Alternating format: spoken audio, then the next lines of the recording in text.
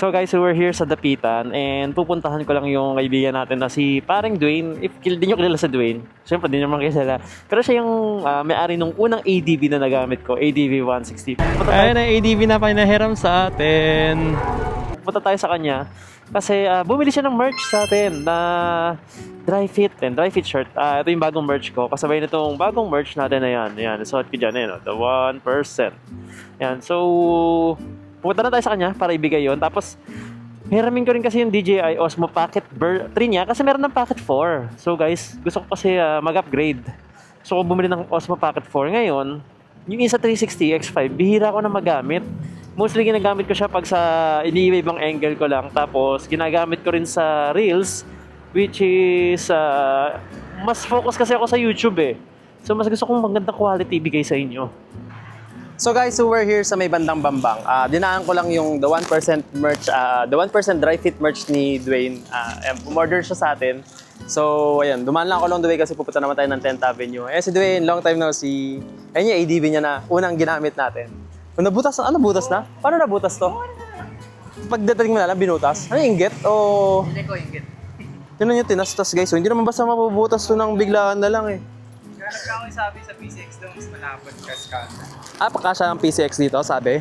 Kasya daw yung PCX sa ano eh. Ako, seat cover lang. Ayun. So, ito yung merch natin. Thank you, Dwayne. Thank you, Dwayne.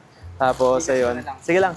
Tapos, ayun. Tatry ko yung Osmo Pocket niya. So, itatry ko kasi yung Osmo Pocket kasi balak ko bumili ng 4, pero gagamitin ko yung 3. Titignan ko lang naman kung okay kasi parang gusto ko magpalit ng camera. Nga. Oo, sakto. Ako Excel eh. Sakto. Ganda. Thank you. Ganda ng tela. Press ko yan. Ganda raw ng tela, sabi ni Dwayne. Ayoko rin kasi nung dry fit na mainit eh. Kaya pinilihan ko talaga yan. Klase ng dry fit na yun. Ang nagustuhan ko sa kanila, binigyan nila akong choices. Namili ako nung fabric na gagamitin. Ano to buksan, Dwayne? Takot ako mamaya masira ako eh.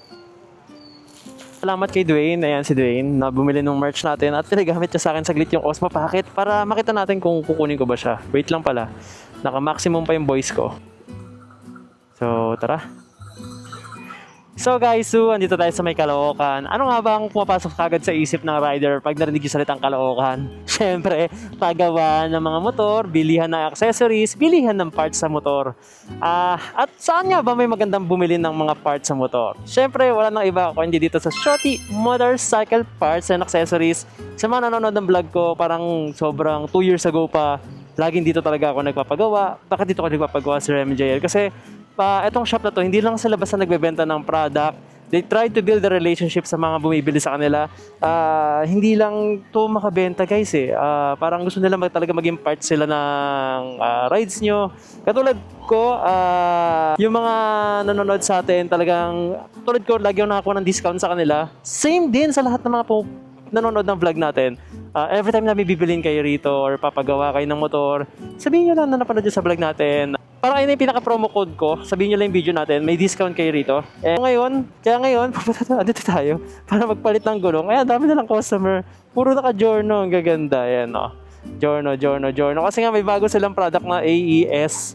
Yung parang 3 kinds of light sa inyong headlight. Ayan, so busy sila. Papakita ko lang sa inyo yung gagamitin natin. Ito guys, hindi to dashcam, joke lang. Bumili ako sa Shopee kasi lagi ako naglo-long ride, namimiss ko yung mga pusa ko, kaya bumili na ako nito. Sabi ko para pag at least sa malayo ko, nakikita ko yung mga ginagawa ng mga pusa sa bahay. And actually nung nasa barko pa ako, yung mga kasamahan kong seaman, may mga ganyan sila, nakikita nila yung buong bahay nila, ginagawa ng mga mahal nila sa buhay. So sabi ko maka-order nga sa Shopee at ilalagay ko yung link.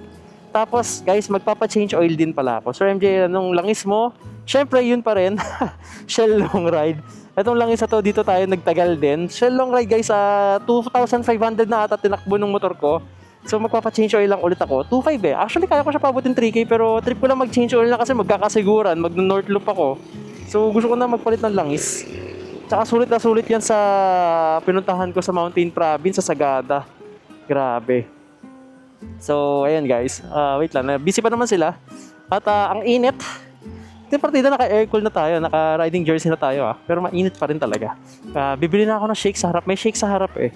Bili tayo ng shake. Ito yung dashcam na binili natin. Natawa ko kasi hindi ko pa natatanggal yung packaging niya. Pero ito siya. From CarPlay Motorcycle. Tapos guys, ano to? May promo code. Naging affiliate tayo nila. So binigyan nila tayo ng promo code for 25% sa lahat ng bibili na ilalagay yung promo code ko. Tatype nyo lang Sir MJL25. Ilalagay ko dyan sa picture and pati yung ating link kung saan mabibili to. This is the CarPlay Motorcycle Z55B. So papakita ko siya sa inyo mamaya. Ayan. So mamaya ko pa lang din siya makikita. Kaya samahan nyo ako. So guys, nandito na nga tayo at magpapalit na tayo ng gulong. Ito yung gulong na ipapalit natin is from Westlake. Same size siya sa same size sa ADV 160 natin. Grabe, pero ang kapal pa ng MRF ko. Dito ko rin pala kinuha tong MRF sa gulong natin. Ayan pa yung thread pattern niya. Makikita nyo. Malalim pa yan guys. Grabe yung binakbak ng gulong na to. Ano to, pako? Parang may tusok pa ata ng pako rito. O bato lang yan. Basta sobrang kapal, sobrang tibay din ito MRF. Sobrang, natry ko to, umuulan, umaaraw. So nandito yan. Pakita ko sa inyo yung mga gulong na binibenta nila. Ayan, may P-Star, may Corsa, Westlake. Ito yung MRF, ito yung brand na yun. If hindi kayo makapunta rito, ilalagay ko na lang yung link niya sa description. Tapos yung brake pad pala na ginamit ko from last time, nandito rin. Sorry po. So ito pala, Aspira. Ito yung ginamit ko, yan. Ayan yung gulong, ayan yung brake pad na ginamit ko. Magkano yung Aspira nyo sa ADV? 350, 350 pala. 350 pala siya, hindi pala siya 200. 350. Tapos, libre ba kung kunyari papakabit sila ng brake pad dito? Free install na yan. So, free install na yung 350 na brake pad. Yung sa, sa likod. Same ba? Ay, sa harap pala yun. Magkaibang price sa harap tsaka sa likod, no? Same lang. Same lang din. Same lang din pala. So, yun yung ginamit ko last time na gulong. Saan tayo nagpunta. Andun pa rin siya sa motor ko. Ay, wait lang, magpapachange oil pala ako. Kung makikita nyo rin, ito yung harap na gulong natin. Ayan, meron siyang kasamang sealant. Pero ngayon din ako magpapalagay ng sealant. Pero pwede kayo magpakabit ng sealant kasi libre lang yung tire sealant. Ang ayoko kasi sa sealant, tawag ito, nagbabara. Alam niyo naman ako, masipag ako magpahangin ng gulong, parang weekly or bago mag-ride. Kaya ayoko nang nababarahan palagi, nakakailang palit ako ng pito. Pero kayo, kung gusto nyo palagay ng sealant, kasi effective naman siya sa pagdapako talaga kayo. Ang ginawa ko na lang kasi, nagbaon na lang ako ng parang tire sealant inflator. So, ayun lang. So, ayan siya. Yung harap likod natin, hindi ko napapalagyan. Actually, yung likod ko sa MRF, wala na yung sealant. So, anong name ng gulong nyo, Sir MJL? May pangalan to eh. Sinend sa akin ni Daryl yung pangalan ng gulong na to. Nalimutan ko to. Ito siya. Ito. Westlake H573. Ayun yung name niya. 110 by 80 by 14. Sa harap kasi to. Ito yung likod. Gaganda ng mga journal nila, oh. Grabe, formado. So, yun po sa harap natin, oh. Yung kinakabitan lang ng horn tsaka yung ilaw, yung AES nila. Grabe, kakalabas pa lang ata sa kasa. For registration pa, din nila kagad nila rito. Magkano yung natin? Yung Westlake na gulong sa likod tsaka sa harap, yung pan-dual sports? Pang ADB? Wait lang, Hindi mo na alam. sige lang. So, hindi pa alam ni Aisel yung price. Pero pati yung Aisel yung pang city riding. Ayan, kukunin niya presyo para malaman nyo rin pag mag-inquire kayo. Pero syempre may discount pa yan. Sabi ko nga sa inyo, sabihin nyo lang na napanood nyo yung vlog natin. So, pag dual sport, bago pa lang kasi sa market eh. So, hindi ko pa kabisado. So, 3.8 pagka dual sport. Tapos pag yung pang city driving naman, 3,550. Okay, 3,550 yung pang city riding. Tapos dual sport is 3,800. Yeah. Pero may discount ba sila pag sinabi nila napanood nila sa vlog natin? Meron, matik yan. Basta sabihin nyo lang kay MJL. Ganyan tayo kamahal ng Shoti. Kaya dito ako lagi nagpapa-discount. Ay pumupunta. Kasi hindi lang ako may discount. Pati yung mga nanonood sa atin, nadi-discount ako talaga. Kaya i-grab nyo yan guys. You're welcome. Ayan. So libre yung installation nun. May kasama ba ang tire sealant yun? Meron na free install, sealant, saka pito. So free sealant, free install, and free pito. So yun. Pero ako hindi na ako mag-sealant. Ayan. Pero free sealant pag pumunta kayo dito. Ayan. Thank you, Aisel. Thank you. Ayan. Makikita nyo si Aisel pag pumunta kayo rito. May sticker pa ba ako dito? Wala na. Naubos na? Maganda. Actually, matagal na. Actually, meron ako, di ko pa nagugupit. Sorry. Sige, okay lang. Dadaan ako rito. Guys, siguro baka bukas dumaan ako rito or kinabukasan. Punta lang kayo rito, tapos hingi lang kayo ng sticker. Mag-iwan ako sticker dito. Di ko pa kasi nagugupit pero meron ako sa bahay. 300 pieces yun. Dadaling ko na lang dito. So, yun lang guys. Kaisel. Guys, nakita ko na yung gulong. Napakaganda ng thread pattern niya. Ang ganda ng thread pattern niya, oh, kakaiba. Nice, so nice. Namiss ko yung dual sports na itsura. Hindi pa inahanginan kaya mukhang payat pa. Pero ayun yung itsura niya. Ang ganda, guys. Excited na ako mag-ride. Bago yung sapatos natin. Luma na yung brief ko, pero at least yung gulong natin bago. Diba? Ayos yun! Natawa si Kuya. Grabe, sobrang nakaka-excite na bago yung gulong. Lalo na sa harap, yung harap na gulong. Kasi normally yung harap na gulong yung maabot yan ng 30,000, mga ganyang kalayo, bago kayo magpalit ng harap. Eh ngayon, pinalitan na natin.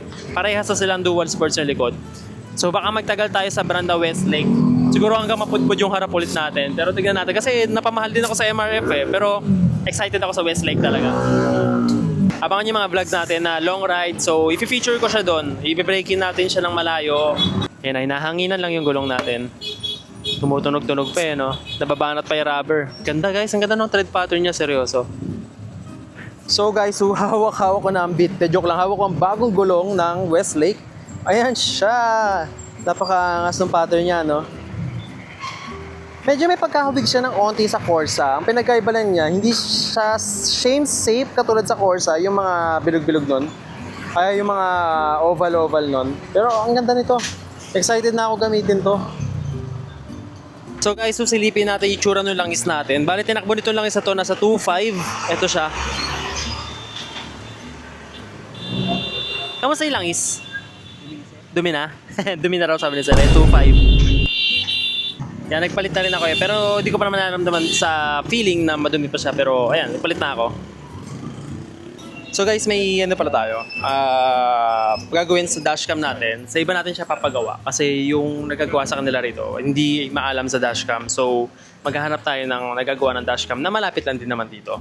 So gusto ko lang mag-thank you yan kay Daryl, yan si Daryl, yan si Aisel. So thank you sa gulong natin, sa bagong gulong natin. Ito yung Aspira na brake pad na sobrang recommended ko.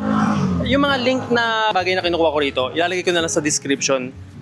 Sa baba. So, abangan nyo na lang. Pupunta tayo ng Moditech Hub. Malapit lang dito yun. So, check natin kung magkano sa kanila yung labor nung pagpapakabit nung CarPlay na binili natin. So, tara. So, guys, ito pupunta tayo ng Moditech Hub.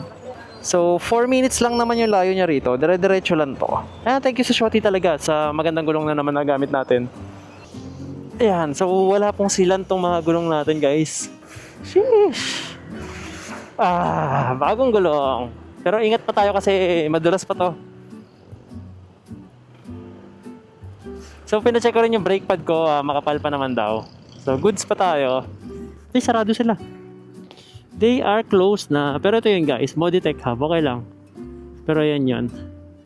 May tao ba sa loob? May tao sa loob. Mag-inquire lang ako. So guys, nagtanong na ako. Alis na tayo dito. So, ang labor po sa kanila dito sa may Moditech Hub is 1.5. Tapos sa DC Moto Wolf is 7. Sa DC Moto Wolf is 750. So, parang kalahati, no? Medyo mahal dito. So, baka pumunta tayo ng Paranaque all the way through Paranaque para magpagawa nga ng dashcam. So, doon na tayo magpapalabor. Pero pag gusto nyo rito, 1.5 siya, tapos 9 AM ang open nila. So, option din naman. So, yun lang guys. Maraming salamat ulit sa pagsama sa atin and see you for another content. Bye-bye! Abangan nyo sa next content. Kasama natin si Mimidong. Mag-data kasi mamimili tayo ng camping materials natin para sa kasiguran. So, bye-bye guys!